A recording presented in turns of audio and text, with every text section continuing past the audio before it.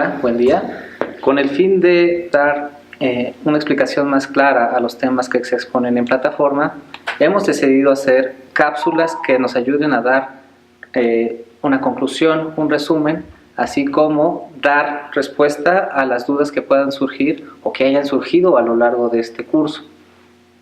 Esta pequeña cápsula tendrá como objetivo dar un cierre explicando los temas generales de cada una de las unidades, así como retomar algunos aspectos teóricos que pudieran haber causado alguna duda en este curso.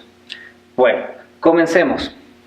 El curso de Filosofía de la Educación tiene como eje central el concepto de educación. El concepto de educación, como bien saben, es un concepto bastante difícil de definir, es un concepto escurridizo, ya que puede ser visto o analizado desde diferentes aristas. El objetivo de la filosofía de la educación es proporcionarnos un referente teórico, un referente un poco más claro de lo que puede ser el fenómeno de educación. Si queremos entender qué es educación, lo que debemos hacer es entender a la educación a partir de los fines. Una vez que entendamos los fines de la educación, podríamos encasillar o podríamos dar luz a lo que entendemos por educación, ¿no? Educación es un concepto muy amplio, muy grande, que se puede entender, a mi forma de ver, a partir de los fines establecidos. El curso de Filosofía de Educación retoma varias ideas de lo que han pensado diversos filósofos desde la época clásica hasta el siglo XX. Podemos entender desde la época socrática hasta filosofía latinoamericana del siglo XX, como con Paulo Freire. Si entendemos a la educación a partir de sus fines, podríamos entender podríamos tener diversas interpretaciones de este concepto.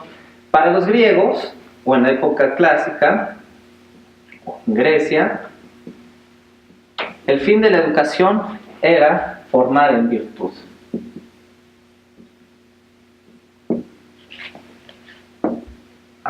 Si pensamos, por ejemplo, en la Ilustración,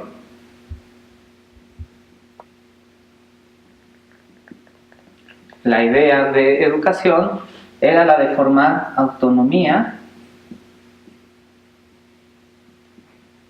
por medio de lo que se conoce como sapere aude. Sapere aude es un término latino que quiere decir atrévete a pensar por ti mismo. El objetivo o el fin de la educación en la Ilustración es educar o formar a personas que puedan valerse de su propia razón, es decir, que puedan desarrollarse en un sentido de autonomía. Si pensamos en el siglo XX, cuáles serían las finalidades que da forma a este concepto de educación, encontramos la idea de la liberación. Tenemos como representante máximo de la pedagogía latinoamericana o el pensamiento latinoamericano en la educación a Paulo Freire, el cual nos dice que la educación va a tener como eje central la liberación. Es decir, es un proceso de hacer consciente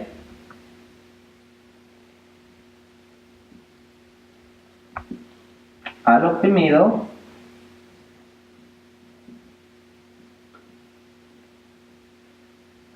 de su calidad de oprimido.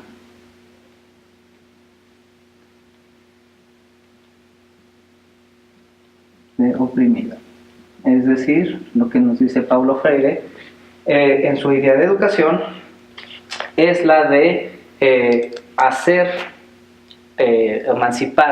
una emancipación mental del educando hacia su condición misma de oprimido. La famosa pedagogía del oprimido. Como ven, entonces, el eje central de este curso fue el tema de educación. Este tema de educación fue visto desde varios aspectos, como el aspecto clásico, en la virtud, el sapere aude o el mismo tema de libertad.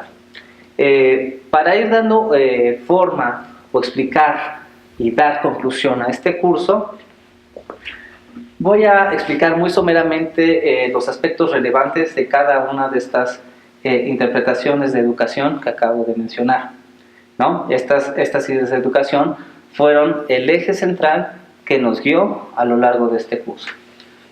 Vamos a empezar entonces con estos tres conceptos básicos: el de virtud, el de saber de autonomía y el de libertad, ¿no? Que son los conceptos que pueden darnos o son una pauta para entender la educación, ¿no? La educación es un concepto muy amplio, se puede extender desde la filosofía, pero también desde la sociología, ¿por qué no desde la psicología?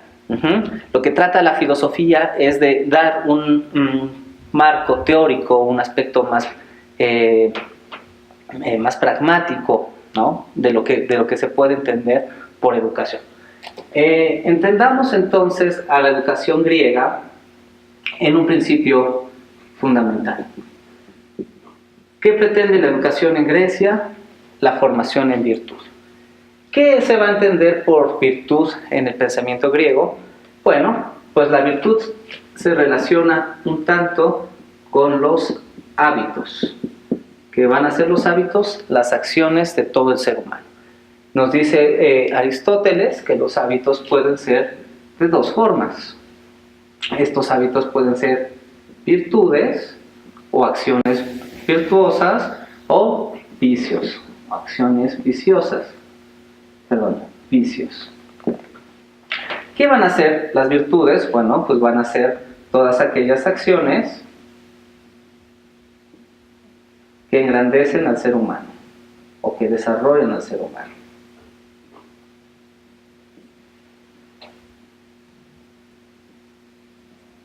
Todo aquello que nos haga bien, va a ser considerado como una virtud.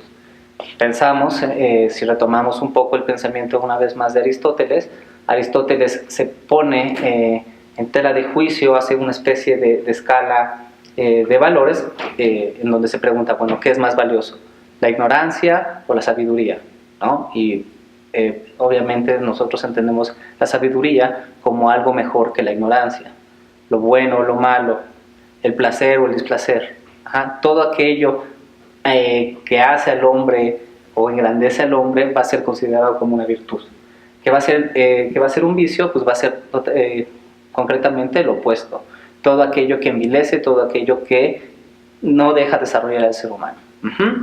Entonces, ¿cuál va a ser la idea de educación en la Grecia clásica? Pues la de formar en virtud, hombres virtuosos. Y bueno, el pensamiento de la virtud o el pensamiento en virtud ha sido estudiado principalmente, o retomamos principalmente, a los tres grandes pilares de la filosofía occidental o la filosofía griega, que es Sócrates, Platón y Aristóteles.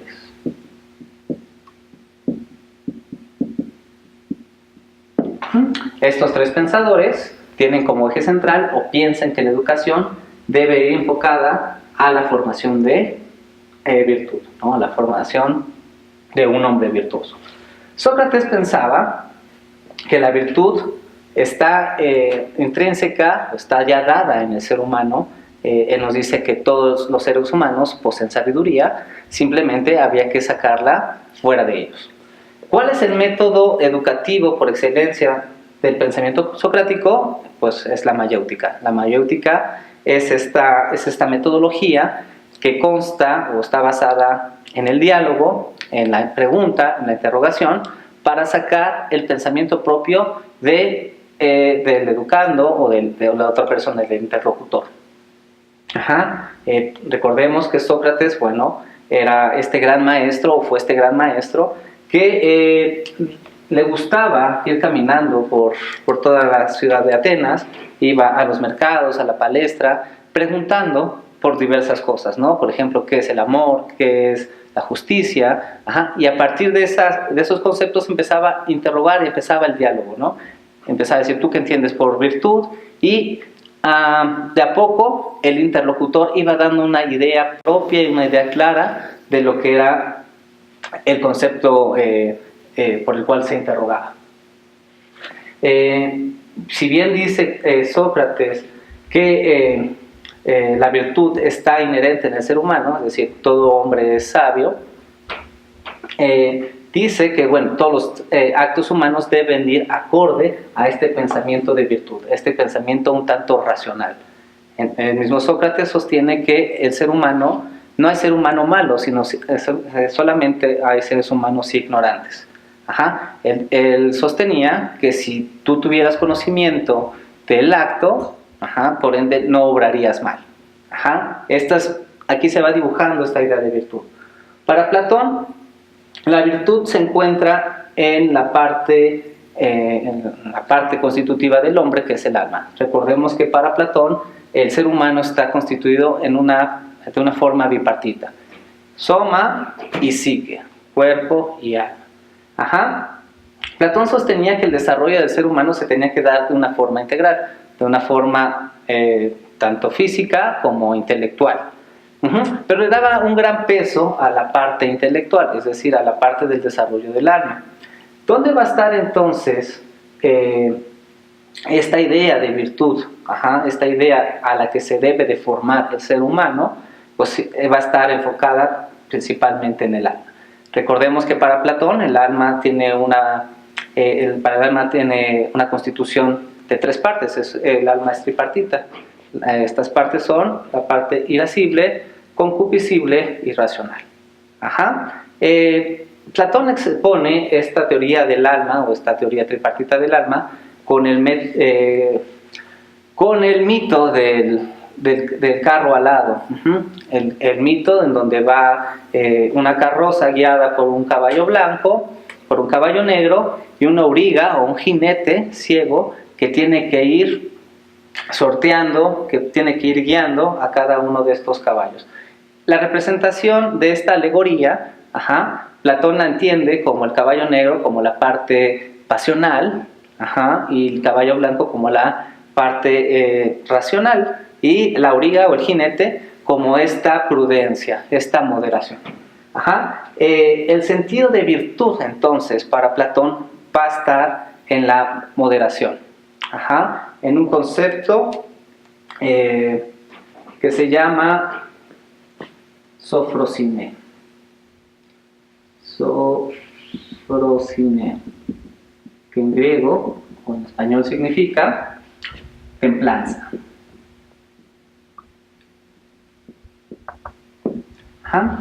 ¿Qué va a ser entonces la virtud para Platón y para Aristóteles? Principalmente la templanza, el saberte llevar de una manera adecuada. Platón también sostenía que para poder llegar a la templanza pues había que desarrollar tanto la parte física como la parte intelectual. Como ya les he dicho, la parte intelectual es la que va a tener más relevancia en el pensamiento platónico. Bueno, creo que aquí hubo una duda. Retomo una vez más entonces la duda o el concepto donde hubo un poco de confusión fue en el concepto de dialéctica platónica.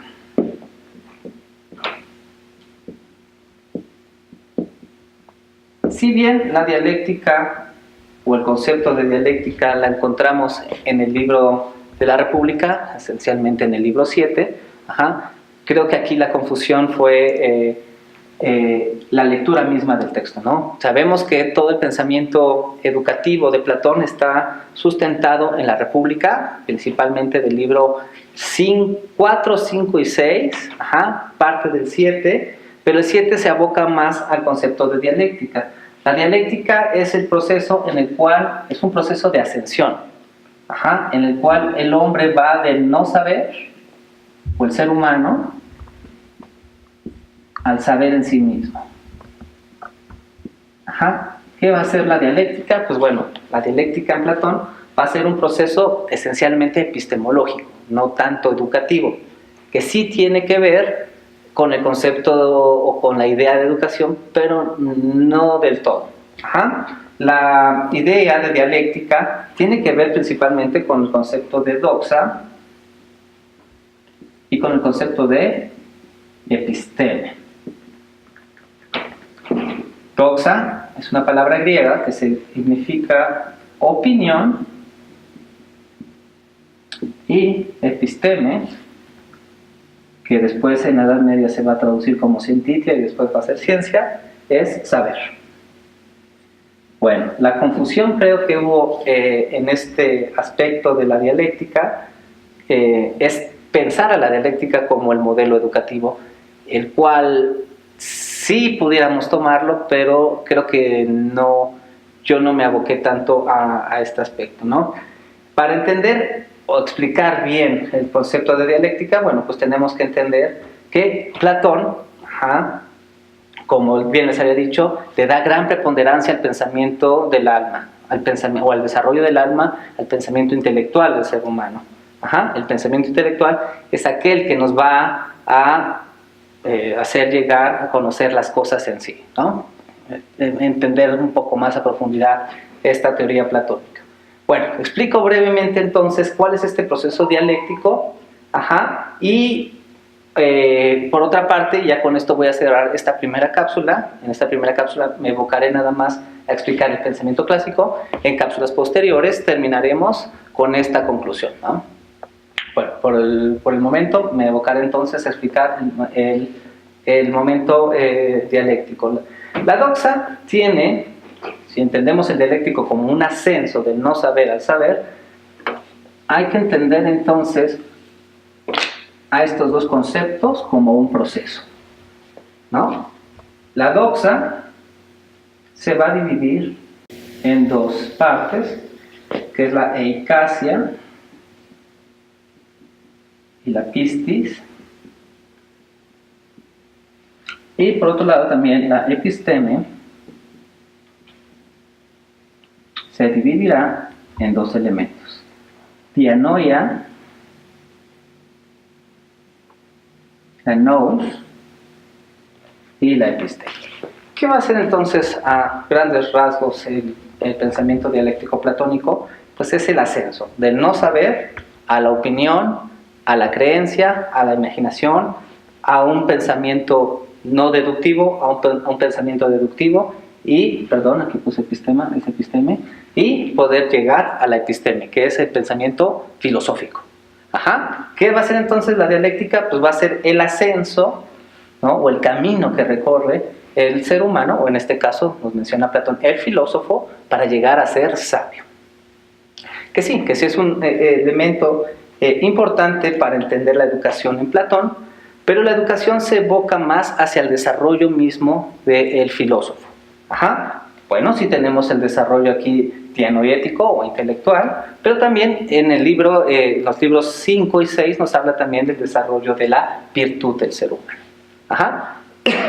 En el caso de Platón, la virtud no se puede enseñar, la virtud se tiene que alcanzar en este proceso dialéctico, que va a ser caso contrario, y ya con esto doy un brinco a Aristóteles, en donde él plantea que la virtud sí se puede enseñar. Es decir, nosotros sí podemos forjar esta idea de virtud. En Platón no, porque la virtud es una idea abstracta, la cual tenemos que llegar a ella por medio de este proceso dialéctico, y en contraste con Aristóteles, Aristóteles nos va a decir que sí, que la virtud va a ser un proceso en el cual se puede enseñar. ¿Por qué? Porque la virtud tiene que ver con los hábitos, con el día a día del ser humano. Dice Aristóteles que la virtud va a ser una suerte de segunda naturaleza. Si entendemos primera naturaleza como este aspecto biológico del ser varón, ser mujer, la virtud también va a ser un aspecto que nos va a determinar. Él dice, nadie nace siendo justo, la justicia se va forjando. ¿Y cómo se va forjando eso? Por medio de una formación en virtud. La idea entonces que se contrasta con Platón, Aristóteles es un personaje el cual es un poco más, deja de ser idealista y cae un poco más al realismo, ¿no? Al día a día, a los hechos concretos del ser humano.